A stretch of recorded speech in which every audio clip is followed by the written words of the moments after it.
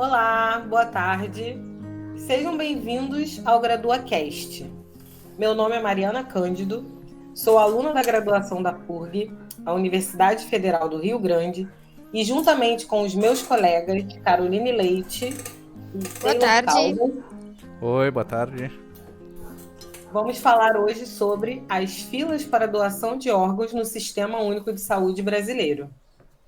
Primeiramente, eu gostaria de iniciar falando um pouco sobre o que é a doação de órgãos. A doação de órgãos consiste em retirar um órgão ou tecido de um doador e transplantá-lo em uma outra pessoa viva. E apesar de acontecer desde a década de 60 no Brasil, ainda existe muito tabu e dúvidas sobre o tema. A princípio, qualquer pessoa pode ser um doador de órgãos no Brasil, independente do gênero, idade, classe social, entre outras características. Entretanto, para que o desejo da doação aconteça, é preciso que ela esteja dentro de alguns critérios técnicos e também legais. Segundo o Ministério da Saúde, não existe restrição absoluta à doação de órgãos, mas a ela pressupõe alguns parâmetros mínimos, como a causa da morte e se a pessoa é portadora de doenças infecciosas ativas, como a hepatite e o HIV, por exemplo. Ou também pode ser por alguma condição específica que comprometa a doação do órgão, que seriam os casos de doenças hepáticas, pulmonares e cardíacas de ordem crônica. O doador também deve possuir documentação oficial em dia e, caso for menor de 18 anos, necessita da autorização dos responsáveis para prosseguir com o processo de doação. Então, como é feita a doação de órgãos no Brasil? Bom, a primeira restrição é que tem que ter autorização familiar. Tem que ter o doador, o futuro doador deve informar a família que tem o desejo de ser doador de órgãos. E a família tem que assinar o termo por expresso e repassar para o governo. A doação de órgãos também pode ser feita em vida, que é quando uma pessoa doa seus órgãos ou tecidos em vida. Normalmente esse tipo de doação está restrita a órgãos como rim, pulmão, fígado e medula óssea.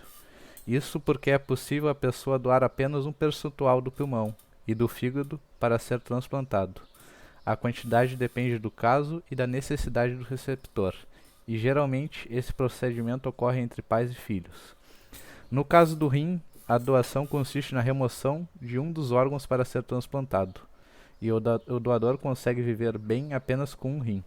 Já a medula óssea pode ter cerca de 10% de seu material doado, pois é um órgão que se regenera após 14 dias de doação. O último caso é por morte encefálica. Para ser um doador, é preciso que o paciente tenha tido morte encefálica, que é a perda completa das funções cerebrais, constatada pela equipe médica e por exames específicos. Nesse tipo de morte, o paciente fica internado na UTI e recebe suporte ventilatório, mantendo os órgãos em funcionamento. Os órgãos doados são encaminhados para pacientes que necessitam de um transplante e estão em lista de espera, que é única, organizada por estado ou região e fiscalizada pelo SNT, Sistema Nacional de Transplantes. Agora falando um pouco especificamente sobre a fila de transplante. Depois de cumprir todas as exigências e fazer o cadastro, o paciente entra efetivamente para a fila de transplante do SUS. Ele pode consultar sua posição na fila através do gov.br, que é uma plataforma digital do governo federal, onde são unificados vários serviços. Segundo a Gaúcha ZH, em uma matéria de junho de 2022, o Brasil conta com aproximadamente 50 mil pessoas na fila de espera para fazer um transplante, um número absurdamente gigante. Falando um pouco da nossa matéria, que é o que nos levou a fazer esse podcast. O principal motivo de formação da fila única no transplante de órgão é pela demanda maior do que a capacidade de supri-la, ou seja, existem mais pessoas precisando de órgãos do que pessoas dispostas a doar. Essa conscientização pode ser feita através de propagandas e campanhas de conscientização mesmo, que é a melhor forma de atrair mais doadores.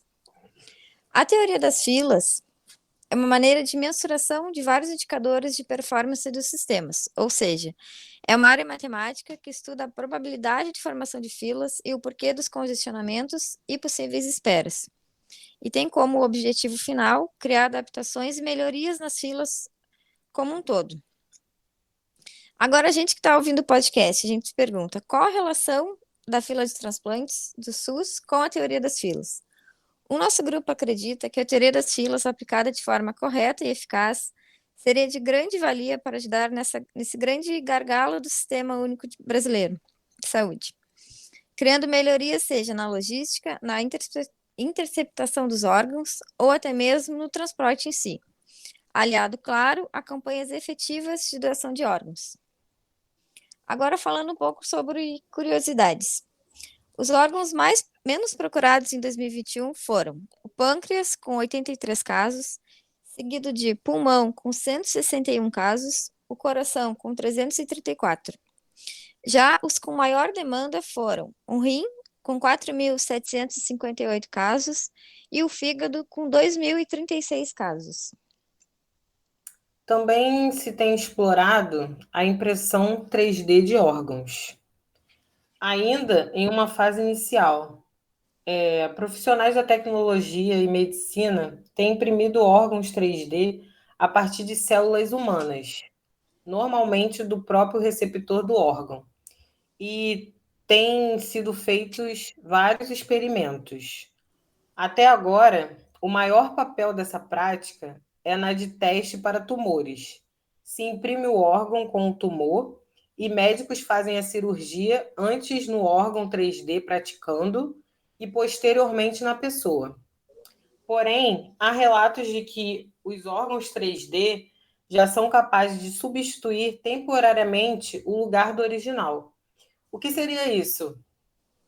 O órgão 3D, os estudos informam que ele pode auxiliar uma pessoa que já está há muito tempo aguardando na fila, que ela possa aguardar por mais algum tempo. Ele dá esse suporte. E acredita-se que esses órgãos 3D, quando forem feitos mais estudos, esses estudos forem mais aprimorados, esses órgãos 3D podem ser uma grande ajuda para que essa fila enorme que existe no Brasil para as doações de órgãos, que ela venha diminuir, que esse problema possa ser sanado. Então, um único doador, dependendo do contrato de doação estabelecido, pode salvar várias vidas quando doado vários órgãos.